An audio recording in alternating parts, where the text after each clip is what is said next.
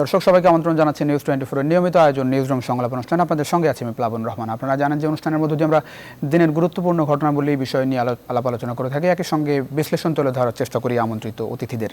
আপনারা জানেন যে আগামীকাল অর্থাৎ এখন 31শে আগস্ট, পয়লা সেপ্টেম্বর থেকে অর্থাৎ আগামীকাল থেকে আগামীকাল না আসলে পরশু বলতে হবে, এখন পরশু দিন থেকে আসলে শুরু হচ্ছে আগের ভাড়ায় গণপরিবহন চলবে।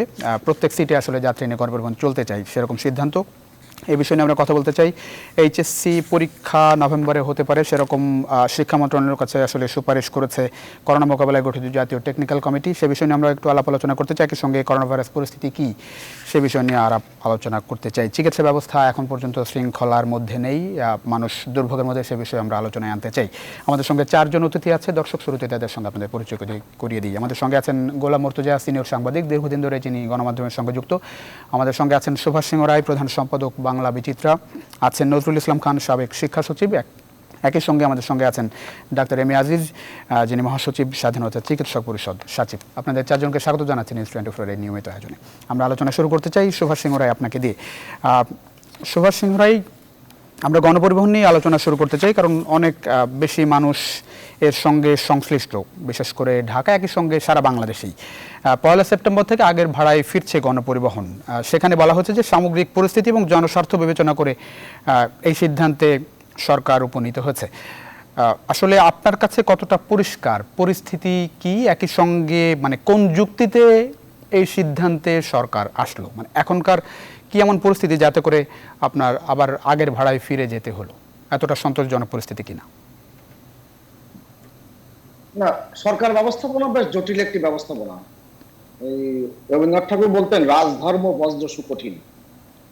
এই ব্যবস্থাপনা অনেকগুলো সংকট সামনে এসে যায়, আর মানুষ নিয়ে যখন অনুভূতি নিয়ে, মানুষের সমস্ত কার্যকলাপ নিয়ে যখন কাজ করতে হয়, তখন ব্যাপারটা খুব জটিল হয়ে দাঁড়ায়। কিন্তু ব্যবস্থাপনাটা খুব জরুরি। পরিবহন খাতের ক্ষেত্রে যে শব্দটি প্রায় প্রয়োগ করা হয়, নৈরাজ্য, এই নৈরাজ্য যে বিদ্যমান, এ ব্যাপারে সন্দেহের কোনো অবকাশ নেই। আমাদের পরিবহন ব্যবস্থা নিয়ে অনেক কথা আমরা বলেছি, যত কথা আমরা বলেছি এবং লিখেছি, অন্য কোনো বিষয় নিয়ে এত গত 11-12 বছরে অন্য কোনো বিষয় নিয়ে এত লেখালেখি হয়নি, এত কথা বলা হয়নি। কিন্তু যারা বলার কথা তারা বলছেন, যারা শোনার কথা তারা শুনছেন, আর যারা করবার কথা তারা করেই যাচ্ছেন। এই যে সংকটের জায়গাটি, এই সংকটের জায়গাটা উত্তরণ করতে গেলে একটা সমন্বিত ব্যবস্থা গড়ে তোলা দরকার। যেই ভাড়া যখন বাড়ানো হয়েছিল, 60% ভাড়া বৃদ্ধি করা হয়েছিল, তখনও আপনার এই গণমাধ্যমে আমি যে কথাটি ব্যক্ত করেছিলাম যে কোনোভাবেই এই সেক্টরকে সামলানো যাচ্ছে না। আর সামলানো কেন যাচ্ছে না, এর ধারাবাহিকতা অনেক আগের থেকে শুরু হয়েছে, এটা বলে রাখা ভালো। আর শুধুমাত্র যে বর্তমান সরকার থাকা অবস্থায় কার্যক্রমটি হচ্ছে সেটা না, কেননা বাংলাদেশের এই পরিবহন ব্যবস্থাপনার এই নানান রকম পেশিদারি, এই যে যারা পেশিবাজ, তাদের যে আধিক্য, এটা আমরা অনেক আগে থেকে সুভাষ সিংহ রায়, যেটি আসলে আমি জানতে চাচ্ছিলাম যে সামগ্রিক পরিস্থিতি বিবেচনায় এই সিদ্ধান্ত নেওয়া হয়েছে। আমি সামগ্রিক পরিস্থিতিটা আপনার কাছে পরিষ্কার করেন, মানে আসলে কোন যুক্তিতে মানে আগের ভাড়ায় যাচ্ছে সেটা একটা অংশের মানুষের কাছে স্বস্তিকর, কারণ অনেকের জন্য ভাড়াটা বোঝা হয়ে গিয়েছিল, সেটি একটি যুক্তির জায়গা। কিন্তু যে সিদ্ধান্তে আগে আসলে গণপরিবহন চলছিল 60% বেশি ভাড়ায় এবং 2 সিটের যাত্রী নিয়ে অর্ধেক যাত্রী নিয়ে গণপরিবহন চলবে, সেটি আসলে চলছিল না, এবং কোনো যেসব নিয়ম নীতি ছিল তার কোনো কিছু আসলে মানা হচ্ছিল না। তাহলে কোন যুক্তিতে প্রত্যেক সিটেই যাত্রী পরিবহন হবে সামনে?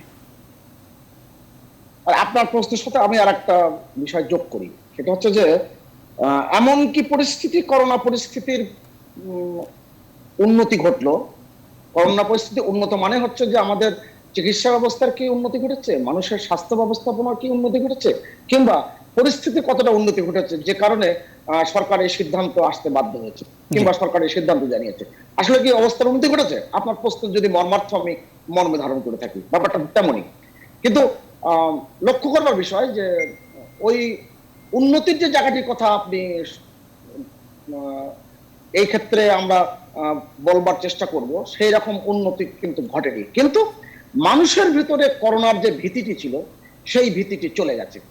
এবং বিশেষ করে যারা তৃণমূল পর্যায়ের মানুষ তারা মনে করে যে করোনা তাদেরকে আর দাবায় রাখতে পারবে না এবং করোনা তাদেরকে থামিয়ে রাখতে পারবে না, তাদের কার্যক্রমে তারা কিন্তু একেবারে স্বাভাবিক অবস্থার মধ্যে চলে গেছে। তাই এই ভাড়া বৃদ্ধির যে ব্যাপারটি, সেই ব্যাপারটি সরকার বিবেচনায় নিয়েছে এবং সেক্ষেত্রে তারা তাদের সিদ্ধান্ত কথা জানিয়ে দিয়েছে এবং আমরা লক্ষ্য করে দেখবো। সুভাষ সঙ্গে আসবো আবার আমরা একটু গোলাম মুর্তজার পর্যবেক্ষণ এই বিষয়ে একটি নিয়ে আসতে চাই। গোলাম মুর্তজা নিশ্চয়ই শুনছিলেন সুভাষ সঙ্গে বলছিলেন, আপনার কাছে আসলে কতটা পরিষ্কার, মানে কি বিবেচনায় আগের ভাড়াই ফিরে গেল এবং বলা হচ্ছে যে মানে আগে যেসব নিয়মকানুন সেগুলো আসলে মানা হচ্ছিল না, যেহেতু প্রত্যেক সিটে যাত্রী পরিবহন হচ্ছিল, অনেক ক্ষেত্রে দাঁড়িয়েও যাচ্ছিল, যেখানে অর্ধেক যাত্রী পরিবহন করার কথা সেটি হচ্ছিল না। এবং তাহলে এখন কেন আসলে নিয়ম করা হলো যে প্রত্যেক সিটেই যাত্রী বসবে, দাঁড়িয়ে কেউ যেতে পারবে না? সেই জায়গায় বা আপনি কতটা আশ্বস্ত যে দাঁড়িয়ে কেউ যাবে না? জি, ধন্যবাদ আপনাকে। যখন এই করোনা পরিস্থিতির প্রেক্ষিতে যখন 60%, এখানে একটু বলে রাখি যে পরিবহন সেক্টরের নৈরাজ্য একটি হচ্ছে করোনার সময় এক রকমের নৈরাজ্য, করোনার সময় থেকে, আর তার বহু আগের থেকে সুভাষদা যে কথাটি বললেন একটা নৈরাজ্য চলছে এবং সেখানে যখন যারা ক্ষমতায় থাকে এবং বিরোধী দলে থাকে তারা সম্মিলিতভাবে এই নৈরাজ্যটি করে, এখানে তাদের মধ্যে একটা অবিশ্বাস্য রকমের মিল থাকে। আমি সেই আলোচনায় যাব না, আপনার মূল প্রশ্নের জায়গায় ফিরে আসি। যখন এই করোনা পরিস্থিতির কারণে একটা বিশেষ পরিস্থিতিতে মানুষের চলাচলের জন্য গণপরিবহন সীমিত পরিসরে চালু করার প্রসঙ্গ আসলো, তখন 60% ভাড়া বৃদ্ধি করা হলো।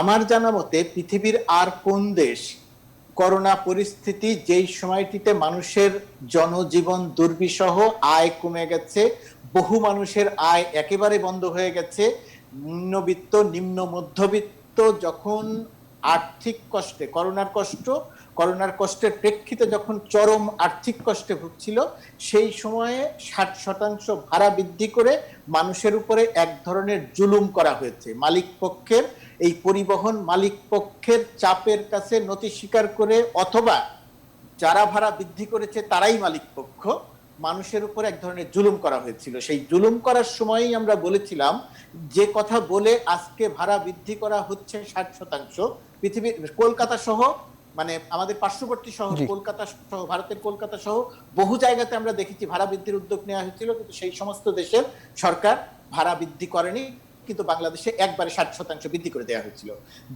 যে যুক্তিতে ভাড়া বৃদ্ধি করা হয়েছিল আমরা তখনই বলেছিলাম যে এই যুক্তি বা এই কাজগুলো কার্যকর করা যাবে না, অর্থাৎ স্বাস্থ্যবিধি মেনে বাস চালানো সেটি করা যাবে না, সেটি করা হয়নি।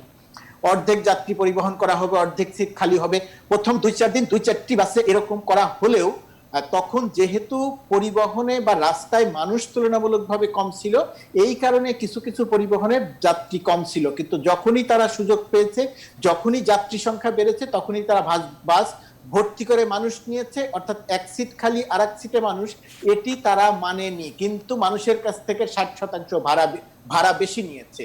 এটি হচ্ছে রাষ্ট্রীয় পৃষ্ঠপোষকতায় সাধারণ জনমানুষের উপর একটা জুলুম করা হচ্ছে, এটি গেল একটি দিক।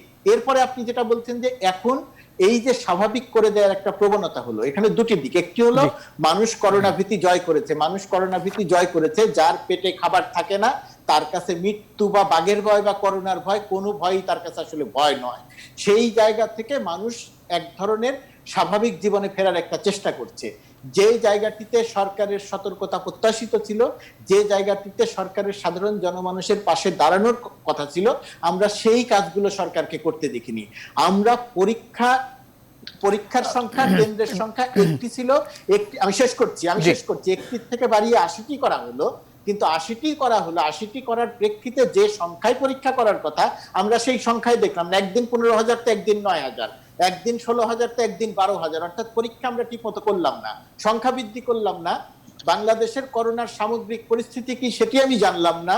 সাধারণ দৃষ্টিতে আমরা দেখছি রোগীর সংখ্যা বাড়ছে, কিন্তু এরকম একটি পরিস্থিতিতে যখন স্বাভাবিক করার প্রবণতা নেওয়া হচ্ছে, যখন বাণী দেয়া হচ্ছে এমনিতেই করোনা চলে যাবে, এই যে উদ্ভট বক্তব্য দিয়ে সাধারণ জনমানুষকে মার্চের শুরুতে একবার বিভ্রান্ত করা হয়েছিল, করোনা পরিস্থিতিকে জটিল করা হয়েছিল, এখন আবার নীতি নির্ধারকরা বিভ্রান্তিকর বক্তব্য এবং বিভ্রান্তিকর তথ্য দিয়ে করোনা পরিস্থিতিকে সামনের দিনে আরো জটিল করার একটা প্রক্রিয়ার মধ্যে দিয়ে আমরা গেছি। করোনা পরিস্থিতির এমন কোনো উন্নতি হয়নি যার প্রেক্ষিতে গণপরিবহন স্বাভাবিক করে দেয়া যেতে পারে, অন্যান্য সবকিছু স্বাভাবিক করে দেয়া যেতে পারে। এই জায়গাটি তো অবশ্যই আমাদের অর্থনীতিকে সচল রাখতে হবে, সেটা সঠিক কথা, কিন্তু বেঁচেও থাকতে হবে এবং সঠিক পদক্ষেপ নিতে হবে। আমরা রাষ্ট্রীয় পর্যায় থেকে সেই সঠিক পদক্ষেপের অত্যন্ত ঘাটতি দেখছি, যেটা আমাদের জন্য এক ধরনের বিপজ্জনক ইঙ্গিত দিচ্ছে বলে মনে হয়। আমি 2-3 দিন আগে ডক্টর ইকবাল আর্সেনালের একটা বক্তব্য দেখেছিলাম, তিনি বলছেন যে 1 সপ্তাহ বা 15 দিন আগে যে রোগী ছিল সেই রোগীর সংখ্যা এখন হয়তো বেড়ে যাচ্ছে।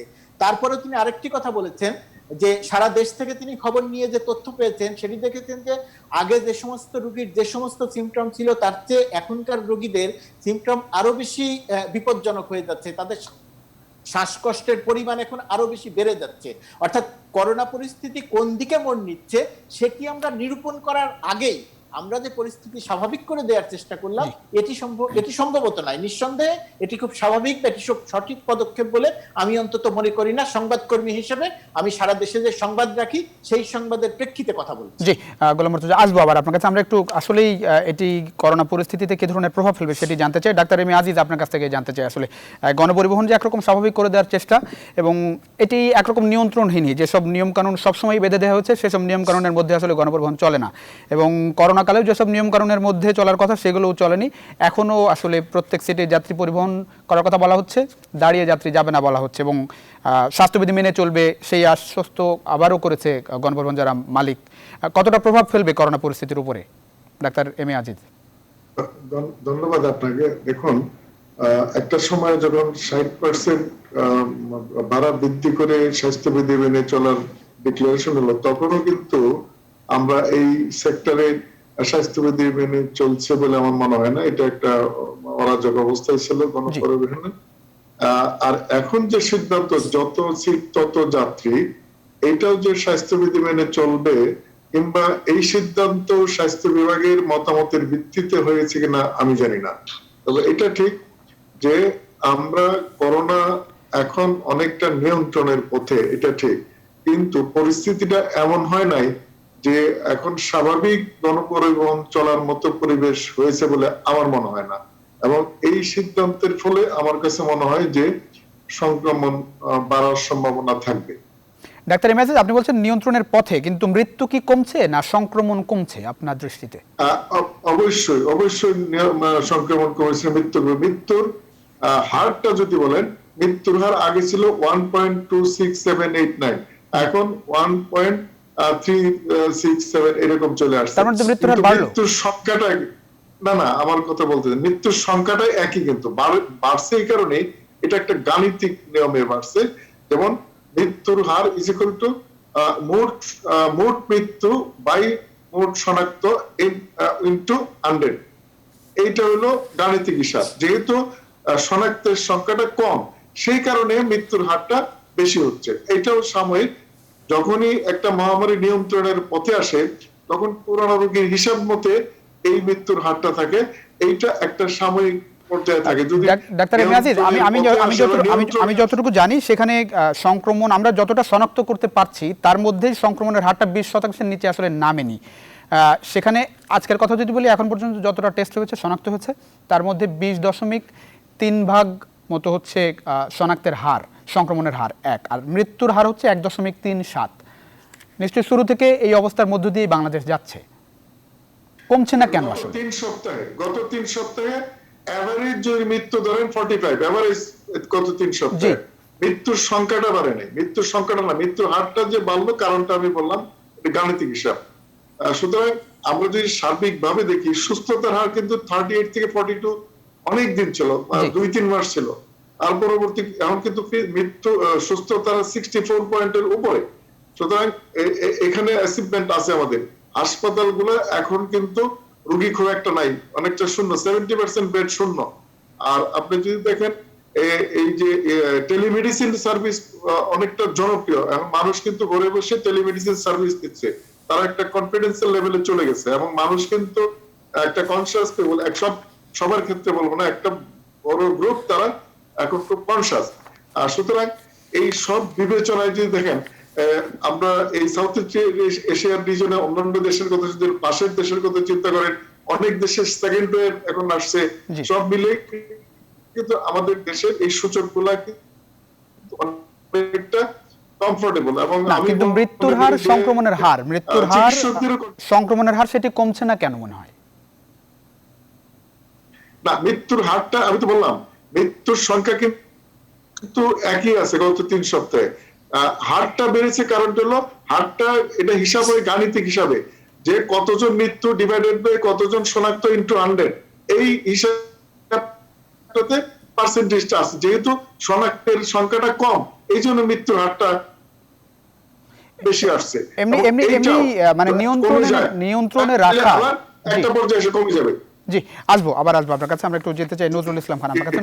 নজরুল ইসলাম খান, নিশ্চয়ই শুনতে পাচ্ছেন, শিক্ষা ব্যবস্থা সবচেয়ে বিপাকে সেটি বলতে হয়, কারণ সবকিছু স্বাভাবিক হওয়ার চেষ্টা চলছে বিভিন্ন সিদ্ধান্তের মধ্য দিয়ে, এবং মানুষ সবাই আসলে ঘরের থেকে বের হচ্ছে, প্রতিদিনের কাজও করছে। শিক্ষা ব্যবস্থাটা সবচেয়ে বিপাকে, কারণ শিক্ষা প্রতিষ্ঠান খোলা যাচ্ছে না। 3 অক্টোবর পর্যন্ত নতুন করে ছুটি দেওয়া হয়েছে, এবং পিএসসি, জেএসসি, জেডিসির বিষয়ে সিদ্ধান্ত এসেছে, কিন্তু এসএসসির ব্যাপারে সিদ্ধান্ত এখনও আসলে ঝুলন্ত।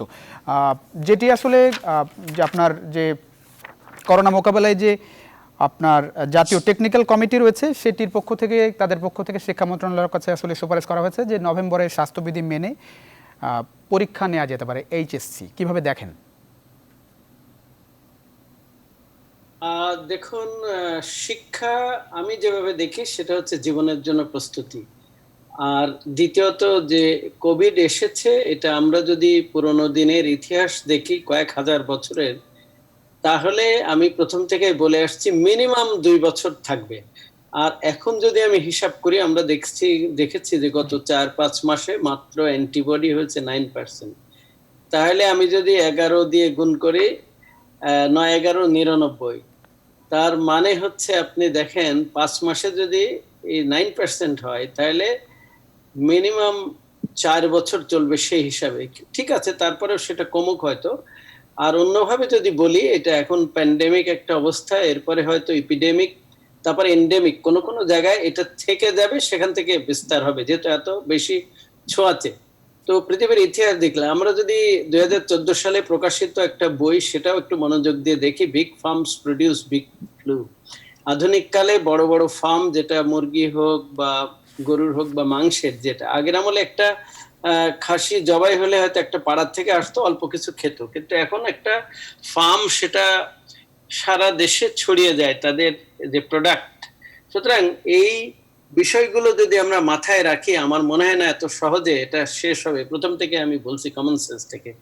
এখন প্রশ্ন হচ্ছে যে আমরা কি বসে থাকবো সবকিছু বন্ধ করে? আমার মনে হয় যে এটা কোনো স্কোপ নেই। আমাদের এটাতে যদিও বিরাট সেন্সেশন হয়েছে এবং বিপজ্জনক, এতে কোনো সন্দেহ নেই।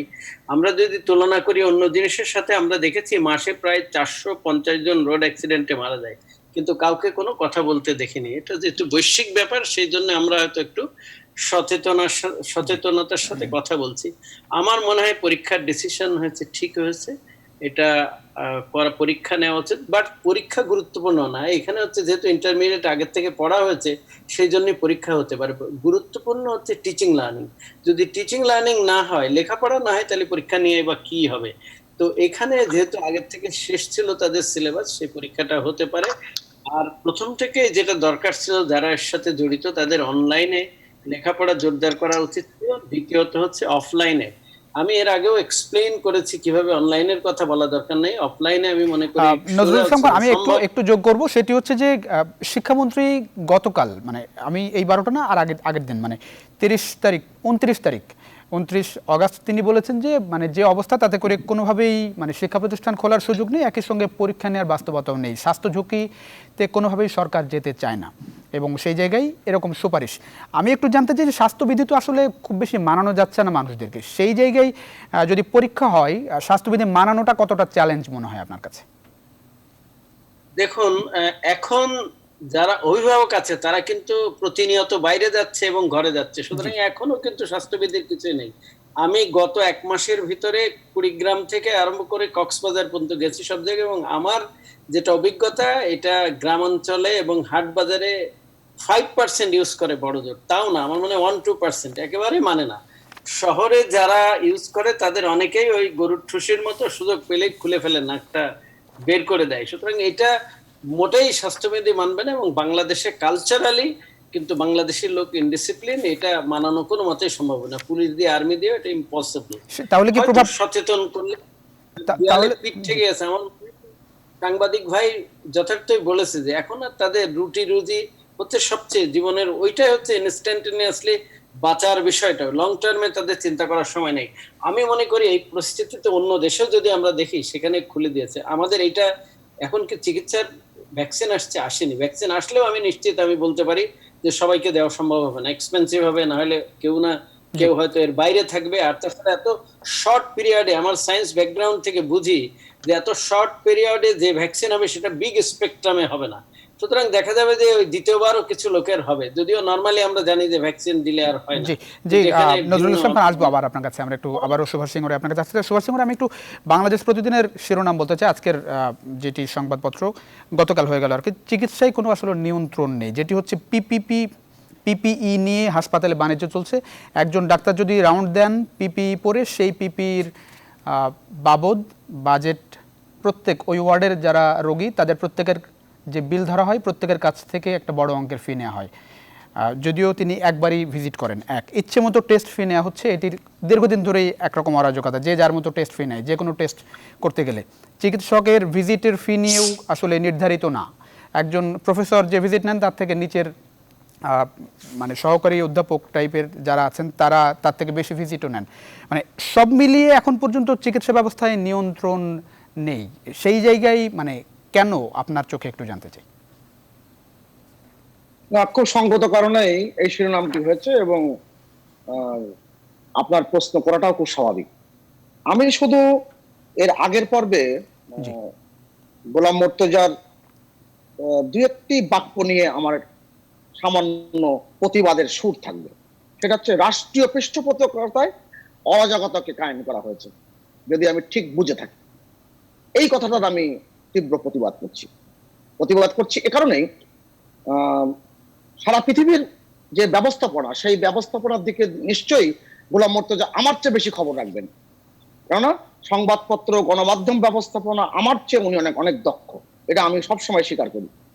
আপনি সায়েন্স অ্যালার্ট নামে একটি পত্রিকা, বিশ্বখ্যাত, সেই পত্রিকায় গত পরশু রিপোর্ট করা হয়েছে শারীরিক দূরত্বের বর্তমান ধারণা খুব পুরনো বিজ্ঞান, এবং ছুটি উদযাপনে মাসুল দিতে শুরু করেছে ইউরোপ। এটা বাংলায় যদি আমি অনুবাদ করে এই শিরোনামটি বলি, অর্থাৎ সারা বৈশ্বিক যে অবস্থা, সেই অবস্থার ক্ষেত্রে আপনি যদি বলেন, অ্যান্থনি ফাউস একবার খুব দুঃখ করে বলেছেন, মার্কিন যুক্তরাষ্ট্রের মানুষ স্বাস্থ্যবিধি বলতে কি জিনিস সেটা মানেন না এবং বুঝতে চান না। এবং জার্মানিতে কিন্তু মিছিল হয়েছে যে আমরা এগুলো মানবো না। পৃথিবীর বহু দেশে এরকম ঘটনা ঘটেছে। অর্থাৎ সেই ব্যাপার সঙ্গে সরকারি পৃষ্ঠপোষকতায় বাংলাদেশে এই ঘটনাগুলো, অরাজকতা ঘটছে, এটার সাথে আমি একদম একমত হতে পারছি না বলে আমি দুঃখিত। আরেকটি, সাধারণ মানুষের পক্ষে দাঁড়াননি, সাধারণ মানুষের পক্ষে দাঁড়াননি এই কথাটি বলা যত সহজ, সেইটার ক্ষেত্রে অনেক যুক্তি উপস্থাপন করা কিন্তু বেশ জটিল।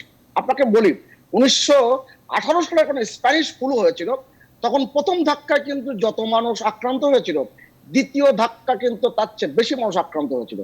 এখন সারা পৃথিবীতে, এখন যারা centre for disease control and prevention মার্কিন যুক্তরাষ্ট্রের, তাদের গুরুত্বপূর্ণ ব্যক্তিরা বলছেন আগামী শীত মৌসুমে কি হবে এটা নিয়ে আমাদের ভাবনা। অর্থাৎ ওটাকে ফট করে আমরা বলে ফেলতে পারবো অনেক কথা কিন্তু সরকার বিরোধী বলা খুব সহজ, কিন্তু বাস্তবতা অনেক ভিন্ন।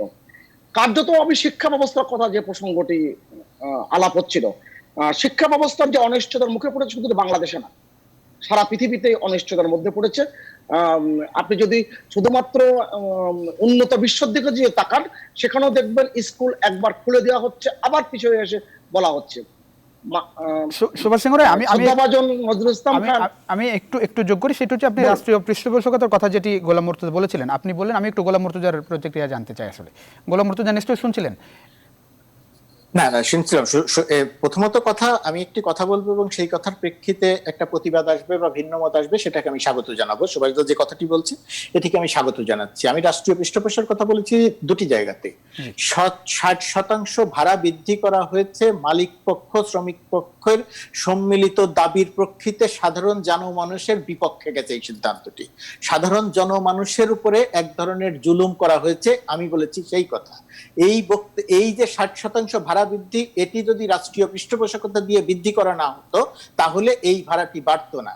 সাধারণ মানুষের পাশে দাঁড়ানো বলতে বুঝিয়েছি মালিক পক্ষ ভাড়া বাড়াতে বলেছে, রাষ্ট্রের সাধারণ মানুষের পক্ষে দাঁড়িয়ে সেই সময় বলা উচিত ছিল, কলকাতায় মমতা বন্দ্যোপাধ্যায় যেটি বলেছে, ভাড়া বাড়বে না, প্রয়োজনে মালিকদেরকে ভর্তুকি দেয়া হবে 3 মাস বা 6 মাসের জন্য। সেই জায়গাটির কথা বলেছি সাধারণ মানুষের পাশে দাঁড়ানোর জন্য। আরেকটি বিষয় যে করোনা পরিস্থিতিতে পরীক্ষাটিকেই তো আমরা সার্বজনীন করতে পারলাম না, পরীক্ষাটিতেই তো আমরা 30, 40, 50 হাজার পর্যন্ত নিতে পারলাম না। আমি তো গরিব মানুষ যাদেরকে প্রথম অবস্থায় ঘরে থাকতে বললাম তার ঘরে খাবার পৌঁছাতে পারলাম না, বহু জরিপে এই তথ্যগুলো বেরিয়েছে। তো এটা গেল একটি দিক। এর বাইরে না, কিন্তু গোলাম মুর্তজা, এখন তো আসলে একটা মানে ধরেন 80-82 ল্যাবে টেস্টের সুযোগ আছে, মানুষ তো টেস্ট করতে আসছে না, তাহলে কি করার? না না, মানুষ টেস্ট করতে আসছে না এটি একেবারেই সঠিক কথা নয়। আপনি বলছেন করোনা এমনিতেই চলে যাবে, আপনি পরীক্ষার সংখ্যা বাড়ানোর জন্য বহুবিধ উদ্যোগ নেওয়া দরকার ছিল। খালি 80টি ল্যাব করলাম তা তো নয়। আপনি পার্শ্ববর্তী ভারত দেখেন, তারা তো আমরা যখন র্যাপিড টেস্ট নিয়ে তর্ক বিতর্ক পরিকল্পনা করতে থাকলাম তখন তারা র্যাপিড টেস্টে চলে গেল। দেশের ভিতরে আমরা র্যাপিড টেস্ট কিট উদ্ভাবন করলাম, সেটা নিয়ে আমরা তর্ক বিতর্কে থাকলাম। বিদেশ থেকে আমদানি করব, সেটা নিয়েও আমরা এখন তর্ক বিতর্কে থাকছি। কত অ্যান্টিবডি তৈরি হয়েছে, আমরা অ্যান্টিবডি টেস্টই করলাম না। আমি বলছি যে সার্বজনীনভাবে পরীক্ষা করে একটি সিদ্ধান্তে পৌঁছানোর জন্য যে করোনা পরিস্থিতি কোন জায়গাতে আছে, আমরা তো সেই পরিমাপটাই করলাম না। আমরা যে পরিমাপ না করে আবার সুভাষ সিং রায়, জি সুভাষ সিং রায় করতে চাই। জি, 12,000 পরীক্ষা করে আমি বলি যে পরিস্থিতি নিয়ন্ত্রণে আছে, আমার ধারণা তাহলে এই কথা দিয়ে সঠিক পর্যবেক্ষণ প্রকাশিত হয় না। বিশেষ করে দায়িত্বশীল কেউ যদি এই তথ্য দেন সাধারণ জনমানুষের, এমনিতেই তারা কোনো কিছু মানেন না, স্বাস্থ্যবিধি মানতে চান না। আর তখন যখন এরকম বক্তব্য দেয়া হয় আমার কাছে কোনো তথ্য, কোনো পর্যাপ্ত সংখ্যক পরীক্ষা ছাড়া, তখন আরো বেশি বিভ্রান্ত ছড়ায়। ওই যে মার্চের সেই বিভ্রান্তি যে করোনা বাংলাদেশে আসবে না, আর এখন যদি বলি নিয়ন্ত্রণে আছে, কমে গেছে, তখন বললো সেই মার্চের বক্তব্য আরেকবার এখন আসে। আমরা প্রথম ধাপে আসি না দ্বিতীয় ধাপে আসি, দ্বিতীয় ধাপে আমাদের আসবে কি আসবে না আমরা তো কোনো কিছুই জানি না। জি গোলাম মুর্তজা, সেটি আপনি বলছেন সেটি একদম অস্পষ্ট এখন পর্যন্ত। এটা সবচেয়ে আমি গোলাম মুর্তজাকে ধন্যবাদ, গোলাম মুর্তজাকে অসংখ্য ধন্যবাদ জানাচ্ছি। তিনি সর্বশেষ যে বাক্যটি বলেছেন যে আমরা অনেক কিছু জানি না, আসলে আমি অন্তত অনেক কিছু জানি না, গোলাম মুর্তজা আমার চেয়ে বেশি জানবেন, এটা খুব স্বাভাবিক। কিন্তু তিনি কলকাতার উদাহরণ যে বারবার দিচ্ছেন, কলকাতার করোনা পরিস্থিতির অবস্থা বাংলাদেশের চেয়ে অনেক অনেক খারাপ। আমি কলকাতার বলি নাই যে পরিস্থিতি ভালো, আমি কলকাতার পরিস্থিতি সুনির্দিষ্ট করে বলছি বাস ভাড়ার ক্ষেত্রে। না বলছি বাস ভাড়াতে কি হচ্ছে না হচ্ছে, বাংলাদেশ কলকাতাতে কি ঘটছে না ঘটছে, আপনি যেমন সংবাদ রাখেন আমারও সংবাদ আমার কাছে আসে। অতএব স্বাভাবিক কারণে ওই পাণ্ডিত্যের তেজস্ক্রিয়তা আমি ছড়াচ্ছি না। আমি আপনাকে খুব খোলামেলা কথা বলি, ভারতের যে করোনা পরিস্থিতি, সেই পরিস্থিতি বাংলাদেশের চেয়ে অনেক খারাপ, আমি দায়িত্ব নিয়ে বলছি। আর এই পরীক্ষার কথা যে বলা হচ্ছে, সবচেয়ে বেশি পরীক্ষা হয়েছে কোথায়? সবচেয়ে বেশি পরীক্ষা হয়েছে রাশিয়াতে। কত শতাংশ? এখানে এম.এ. আজিজ আছেন, অনেকে বিজ্ঞজন আছেন, দর্শকদের মধ্যে অনেকেই আছেন আমাদের চেয়ে অনেক ভালো জানেন। সবচেয়ে বেশি পরীক্ষা যেখানে হয়েছে তারা হচ্ছে 14%। অর্থাৎ এমন কথা আমরা বলি যে মনে হচ্ছে যেন প্রতিটা মানুষের পরীক্ষা করার মধ্য দিয়ে সব দেশ কিন্তু চ্যাম্পিয়ন হয়ে গেছে, ব্যাপারটা তেমন না। অর্থাৎ পরীক্ষা ব্যাপারটা কিন্তু অত সহজ নয়। আর এই যে আরটিপিসিআর পদ্ধতি, আর তার আরেকটা বিষয় বললেন যে আমরা একটা কিট আবিষ্কার করেছি, আমরা একটা উদ্ভাবন করেছি। আমি বারবার বলেছি, প্রথম থেকে বলেছি, ডক্টর বিজনশীলের সাথে আমার সম্পর্ক প্রায় 25-30 বছরের। আমি তো বলেছি যে সেন্সিটিভিটি টেস্টের ক্ষেত্রে, এই স্পেসিফিক টেস্টের ক্ষেত্রে এই টেস্ট মিলবে না, বাস্তবতা সেখানেই। অতএব সেই অ্যান্টিজেন টেস্ট যখন পরবর্তীতে আবার সেখান থেকে পিছিয়ে আসা হলো, অতএব পানি অনেক ঘোলা করা হয়েছে। মানুষের মধ্যে সংখ্যা, গণমাধ্যমে নানান ধরনের বক্তব্য, এটা কিন্তু মানুষকে মনোজগতে একটা বড় চাপ রেখেছে। আমি প্রথমে এই গণমাধ্যমে আমরা যখন হইচই করছি আইসিইউ ভেন্টিলেটর, তখন ফ্রান্সের ডাক্তাররা তারা কিন্তু ওই আরটিপিসিআর অপেক্ষা করেনি, তারা করেছে কি চেস্ট এক্সরে করেছে, চেস্ট এক্সরে করে তাকে আগের থেকে পৃথক করে ফেলেছে। আমরা গণমাধ্যমে যা বলি, গণমাধ্যমে যা বিশেষজ্ঞ মতবাদ অনেকে দিন, তারা কিন্তু সবসময় কিন্তু সঠিক কথা বলতে পারি না, আমাদের সীমাবদ্ধতা আছে। সুভাষ সিংহ আমি একটু আগের অবস্থা রাষ্ট্রীয় জি সুভাষ সিংহ আমি বলি রাষ্ট্রীয় ব্যবস্থাপনা যদি বলেন, বাংলাদেশের সরকার ব্যবস্থাপনায় মাননীয় প্রধানমন্ত্রী যে খুব গুরুত্বপূর্ণ অবদান রেখেছেন, সেই কথাটি আন্তর্জাতিক মহল বলছে, কিন্তু গোলাম মুর্তজার হৃদয় কিন্তু সেই কথাই কিন্তু বলে না। কারণ ওই যে রবীন্দ্রনাথের একটা বিখ্যাত গান আছে না, যে শুনে তোমার মুখের বাণী আসবে ফিরে বনের পানি, হয়তো তোমার নিজের ঘরে পাষাণ হিয়া গলবে না। তা আমার কাছে মাঝে মাঝে কিন্তু এই কথাগুলো মনে হয়। বাংলাদেশের করোনা পরিস্থিতির ক্ষেত্রে যে জটিল পরিস্থিতি তৈরি হওয়া, সেই পরিস্থিতিকে বৈশ্বিক প্রেক্ষাপটে আপনাকে দেখতে হবে। আপনি পশ্চিমবঙ্গে এবং পরিযায়ী শ্রমিকদের, আমি শেষ করছি, পরিযায়ী শ্রমিকরা শত শত মাইল হেঁটে, শত শত মাইল রাস্তার মাঝখানে তারা রোগাক্রান্ত হয়েছেন, মারা গিয়েছেন, এবং সেই সংবাদ ভারতের সমস্ত গণমাধ্যমে কিন্তু প্রতিদিন আলোচিত হচ্ছে। বাংলাদেশে শুধু নয়, এমনকি জেনেভার মতন জায়গায় 1 কিলোমিটার লম্বা কিন্তু লাইন পড়েছে স্বল্প বিনামূল্যে খাবার গ্রহণের জন্য। এটা নিশ্চয়ই গার্ডিয়ান থেকে বাংলাদেশের কালে কণ্ঠ সহ বিভিন্ন পত্রিকার সবুজ ছাপা হয়েছে। অর্থাৎ বৈশ্বিক ব্যবস্থাপনা আপনাকে মাথায় রাখতে হবে। সুভাষ সিংহ আমি একটু জানতে চাই এই জায়গায়, সেটি হচ্ছে যে মানে আমরা আপনার কথাই যে করোনা পরিস্থিতি যে অবস্থার মধ্যে দিয়ে যাচ্ছে, তাতে করে খুব বেশি মানে খারাপ অবস্থা বাংলাদেশের না, সেটি হয়তো অনেকেই মানবেন। কিন্তু আমার একটু জানার আগ্রহ সেটি হচ্ছে যে আমরা এখানে আমার বক্তব্যটাকে একটু সুভাষদা, আমি 1 মিনিট বলে দিই। সুভাষদা, আমার বক্তব্যটা হয় আমি বুঝাতে পারিনি অথবা উনি পুরোটা বুঝেননি। আমি ভারতের চেয়ে বলিনি যে বাংলাদেশের চেয়ে ভারতের অবস্থা ভালো বা ভারতের চেয়ে বাংলাদেশের অবস্থা খারাপ। আমি বলেছি ভারত অনেক বেশি পরীক্ষা করছে। পরীক্ষা পরীক্ষা পরীক্ষা এই কথার অর্থ যদি কেউ বোঝেন যে 17 কোটি মানুষকে পরীক্ষা করাতে হবে, তাকে বোঝানোর ক্ষমতা আমার নাই। পরীক্ষা পরীক্ষা মানে হচ্ছে আমার সক্ষমতা অনুযায়ী সর্বোচ্চ সংখ্যক পরীক্ষা। একটি ল্যাব যদি 1000 পরীক্ষা করতো, অথবা একটি ল্যাব যদি প্রতিদিন 500 পরীক্ষা করতে পারতো, তাহলেও বাংলাদেশে পরীক্ষার সংখ্যা 40,000 হতে পারতো। সেই 40,000 বাংলাদেশে আরটিপিসিআর শেষ করছি, আমি বলি আরটিপিসিআর ল্যাব বাংলাদেশে কবে হয়েছে? জি সুভাষ সিংহ রায় আমি ইতিহাসের ছাত্র না, ইতিহাস পড়তে যাচ্ছি না। আমি বলছি এই মুহূর্তে বাংলাদেশে ল্যাবের সংখ্যা 6 মাস আগের ইতিহাস বলছেন। আমি বলছি 6 মাস আগের অবস্থা বলছেন। আপনার চরিত্রের সঙ্গে মিলছে না, যখন এই যে কথা বলতে গেলে কথায় বাধা দিচ্ছেন, এটা ঠিক আপনার চরিত্রের সঙ্গে। সুভাষ সিংহ রায় আমি আসবো, একটু গোলাম মুর্তজা শেষ করুন জি প্লিজ। হ্যাঁ, আমি বলছি বাংলাদেশে এই মুহূর্তে ল্যাবের সংখ্যা 80টি। আমি এটাতে গর্ব করছি। 89টি, 92টি ধরলাম 92টি। হ্যাঁ 92টি ধরলাম না, তথ্যটা 92টি। জি জি না আপনি অত্যন্ত বাজে আচরণ করছেন। কারণ আমি কথা বলছি, আমার কথাকে যেহেতু আপনি গোলাম মুর্তজা আপনি শেষ করুন। জি গোলাম মুর্তজা আপনি শেষ করুন, আমরা আপনি শেষ করলেই সুভাষ সিংহ রায় আপনার কাছে আসতে চাই। বাধা দিচ্ছেন। জি গোলাম মুর্তজা আপনি শেষ করুন। ঠিক আছে, 80টি বা 92টি সেটি বিষয় না। আমি বলছি সংখ্যা যত বৃদ্ধি পেয়েছে, একটি ল্যাব যদি 500 পরীক্ষাও করতো, তাহলেও 40,000 বা 45,000 পরীক্ষা হতে পারতো। কিন্তু আপনি তো সেই পরীক্ষার জায়গাতে গেলেন না। আমি বলছি আপনার 17 কোটি মানুষের পরীক্ষা নাই, আমি বলছি আপনার সক্ষমতা অনুযায়ী পরীক্ষার সংখ্যা বৃদ্ধি করা। আপনি যদি র্যাপিড টেস্টের সংখ্যা সিদ্ধান্ত যদি আরো আগে নিতে পারতেন, এখনো নেন নাই, এখনো কল্পনার মধ্যে চলছে, তাহলে আপনি পরীক্ষার সংখ্যা বাড়াতে পারতেন। যদি পরীক্ষার সংখ্যা বাড়াতে পারতেন, তাহলে আপনি প্রকৃত যে অবস্থা আপনার সেটি আপনি নিরূপণ করতে পারতেন। জি বুঝতে পেরেছি গোলাম মুর্তজা। জি সুভাষ সিংহ রায়, গোলাম মুর্তজা এখন এই জায়গাতে আসছেন, তখন আপনি যখন সিদ্ধান্ত নিচ্ছেন যে সবকিছু নিয়ন্ত্রণে বা স্বাভাবিক হতে যাচ্ছে, তখন তো আপনি পরীক্ষাই করলেন না। কি করে বুঝলেন? আপনি তো গ্রামে পরীক্ষা করলেন। সুভাষ সিংহ রায় আমি একটা প্রশ্ন একটু যোগ করব। সুভাষ সিংহ রায়, আমি একটা প্রশ্ন যোগ করতে চাই, সেটি হচ্ছে যে মানে করোনা পরিস্থিতি এখন যে অবস্থায় থাকুক, আপনাদের পর্যবেক্ষণ ভিন্ন ভিন্নতা আছে, আমি একটু জানতে চাই যে পরিস্থিতি পুরোপুরি নিয়ন্ত্রণ করার কথা বলেছেন যারা জনস্বাস্থ্য বিশেষজ্ঞ, এটিকে নিয়ন্ত্রণ করতে হবে। যদিও মৃত্যুহার কম তুলনামূলক বাংলাদেশের অন্যান্য দেশের তুলনায়, শনাক্তের হার 20% উপরে। আমি একটু জানতে চাই যে পরিস্থিতি নিয়ন্ত্রণে কোনো রকম কার্যক্রম আপনার চোখে পড়ছে কিনা, বা আসলে উচিত কিনা, এখন কি এতটাই স্বস্তিকর অবস্থায় আমরা? আমি যদি আমি একটু সুভাষ সিংহ রায় আপনার কাছ থেকে একটু নিয়ে আসতে চাই। WHO ওয়ার্ল্ডের ডাক্তার ইমিয়াজিল, আমি একটু সুভাষ সিংহ রায়ের কাছে জিজ্ঞেস করেছিলাম। সুভাষ সিংহ রায়, আমি নিশ্চয়ই ডাক্তার এম এ আজিজ আরো ভালো বলতে পারবেন। জি জি জি আমি সেই জায়গায় আমার আপত্তি সব সময় থাকে যখন আমরা 6 মাস আগের পরিস্থিতি এখনকার পরিস্থিতির সাথে মিলিয়ে ফেলি। এইটাই আমার সবচেয়ে আপত্তির ব্যাপার। আরেকটি ব্যাপার, আপনার এই যে আপত্তি বহু কিছুতে থাকতে পারে, কিন্তু আপনি কথা মাঝখানে কথা বলছেন কেন? বাধা দিতে জি জি জি সুভাষ সিং, আমরা একটু ডাক্তার এম এ আজিজের কথা শুনতে চাই। জি সুভাষ সিং রাই, সুভাষ সিং আমরা আপনি করবেন, যাই হোক। আপনি কেন আমরা একটু ডাক্তার এম এ আজিজের কাছে যেতে চাই এই বিষয় নিয়ে।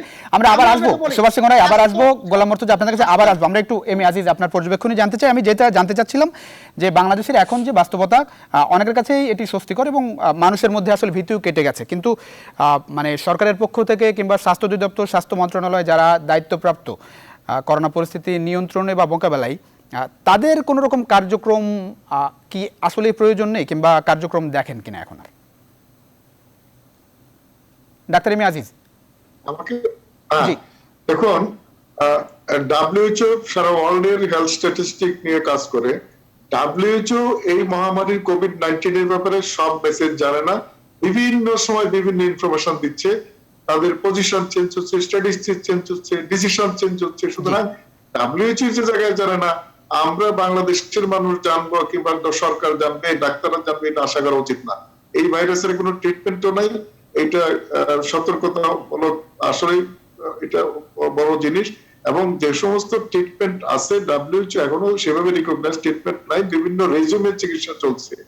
তবে আমি যেটা মনে করি, আমাদের দেশে সার্বিক ব্যবস্থাপনা, সরকারের সার্বিক ব্যবস্থাপনা, আপনার ইকোনমিক স্টেবিলিটি কিংবা ফুড সিকিউরিটি থেকে সরকারের চিকিৎসা ব্যবস্থার যে সহায়তা, এইটা আমি বলবো ওয়ার্ল্ডের যে কোনো দেশের চেয়ে আমাদের দেশের অবস্থা ভালো। আমাদের দেশের আপনার আন্তর্জাতিক সূচক গুলা দিয়ে আপনি বিবেচনা করবেন, আজকে ভারতে অনেক পরীক্ষা হয়েছে কিন্তু মৃত্যুর হার 2.5-এর উপরে। আমেরিকা, ইউরোপে অনেক টেস্ট হয়েছে, সেখানে মৃত্যুর হার 10, 8, 10, 12-তে চলে গিয়েছিল। সুতরাং আমাদের দেশের টেস্টটা যদি আপনার এখন 91টা 93টা জায়গায় টেস্ট হচ্ছে, আর যখন 35টা জায়গায় টেস্ট হইতো তখন 18,000 টেস্ট হইতো, এখন 91টা জায়গায় মানুষ আসছে না। কারণটা হলো মানুষ কনফিডেন্স আছে, টেলিমেডিসিন নিচ্ছে এবং সংক্রমণ। আপনি টেলিমেডিসিনের কথা বলছেন ডাক্তার এম এ আজিজ, আপনি আমি একটু যোগ করবো, এদিকে একটু যোগ করতে হবে। আপনি গতবার জি পৃথিবীতে একজন যদি কোভিড রোগী থাকে তাহলেও পৃথিবীর জন্য এটা হুমকি, একজন বাংলাদেশে থাকলে সেটা হুমকি। সুতরাং সেই বিবেচনায় গুরুত্ব দিয়ে আমি বলছি যে আমাদের দেশের সংক্রমণ এবং ব্যবস্থাপনা, সংক্রমণ কমিটি থেকে ব্যবস্থাপনা অনেক ভালো। ডাক্তারদের চিকিৎসা পদ্ধতি যেগুলো রিকগনাইজ, সেগুলো কনফিডেন্টলি ডাক্তাররা করছে। আপনি ব্যবস্থাপনা ভালো বলছেন, কিন্তু দুর্ভোগ কিন্তু তুলনামূলক কমই। আমি একটু 2-3টা উদাহরণ দেব। সেটি হচ্ছে যে এই যে পিপি নিয়ে হাসপাতালে বাণিজ্য চলছে, আমি একটু উদাহরণ দিতে চাই। বেসরকারি একটি হাসপাতালে, সেখানে প্রত্যেক ওই ওয়ার্ডে যতজন রোগী, প্রত্যেক রোগীর কাছ থেকেই ডাক্তারের পিপি খরচ নেওয়া হচ্ছে একটা। এটি হতে পারে কিনা আপনার দৃষ্টিতে? দেখুন, প্রাইভেট হাসপাতালগুলো, সরকারি হাসপাতালগুলোতে ফ্রি চিকিৎসা হচ্ছে। এই প্রাইভেট হাসপাতালগুলো, এখানে পিপির খরচ 3টা স্ট্রেংথে যে জনবল আছে 3 গুণ জনবল দিতে হয়। রেমডেসিভির হাসপাতালে, সরকারি হাসপাতালে ফ্রি, এখানে কিনতে হয়। এই যেখানে অবশ্যই এটার কস্ট বাড়বে, এতে কোনো সন্দেহ নাই। তবে না, কিন্তু একটা পিপির খরচ প্রত্যেক রোগীর কাছ থেকে নেওয়া হবে, সেইটা আলোচনার ব্যাপার। যে পিপি, রেমডেসিভি এবং জনবল 3 গুণ জনবল লাগে। একটা হাসপাতালে যে নরমাল জনবল আছে 3 গুণ জনবল লাগে। আরেকটা বিষয় জানতে চাই যে আপনি সামগ্রীর ব্যাপার আছে, এখানে ডেফিনিটলি খরচ বাড়বে। জি, আরেকটা বিষয় সেটি হচ্ছে যে টেলিমেডিসিন ফির কথা বলছেন। টেলিমেডিসিনের একজন রোগী রোকসানা আক্তার, বাংলাদেশ প্রতিদিন রিপোর্ট থেকে আমি কোট করছি, সেখানে গুলশানের একটি 5 তারকা হাসপাতালে প্রথমে তিনি ফি দিয়েছিলেন 500 টাকা। টেলিমেডিসিন সেবা 5 মিনিট ডাক্তার কথা বলেছে প্রথমবার 500 টাকা। 1 সপ্তাহ পরে আবার তার বলেছে যে আপনি আগের দিন সিরিয়াল দিতে হয়। 1 সপ্তাহ পরে যোগাযোগ করা হয়েছে, সেখানে বলা হয়েছে 1000 টাকা করা হয়েছে ফি। তার আরেক সপ্তাহ পরে টেলিমেডিসিন ফি বেড়ে করা হয়েছে 1500 টাকা। দেখভাল করছে কি বিষয়গুলো? এটা আমি বলবো একটা বিচ্ছিন্ন ঘটনা। 17,500 স্বাস্থ্য অধিদপ্তর থেকে ফ্রি চিকিৎসা দিচ্ছে এবং প্রত্যেকটি আমাদের সোসাইটি এবং আমাদের স্বাধীনতা চিকিৎসক পরিষদের আমাদের ওয়েবসাইটে আমাদের অনেকের নাম দেওয়া আছে। আমাকে অনেকে ফোন করে, সেখানে free service, Bangladesh medical free service, বিভিন্ন সোসাইটি গুলো ফ্রি সার্ভিস জি অনেক ধন্যবাদ দিচ্ছি, আপনি এটিকে বিচ্ছিন্ন ঘটনা হিসেবে দেখতে চান। নজরুল ইসলাম খান, আপনাকে দিয়ে শেষ করতে চাই, মানে শিক্ষা ব্যবস্থায় কি ধরনের প্রত্যাশা থাকবে এখনকার যে করোনা বাস্তবতা দেখছেন?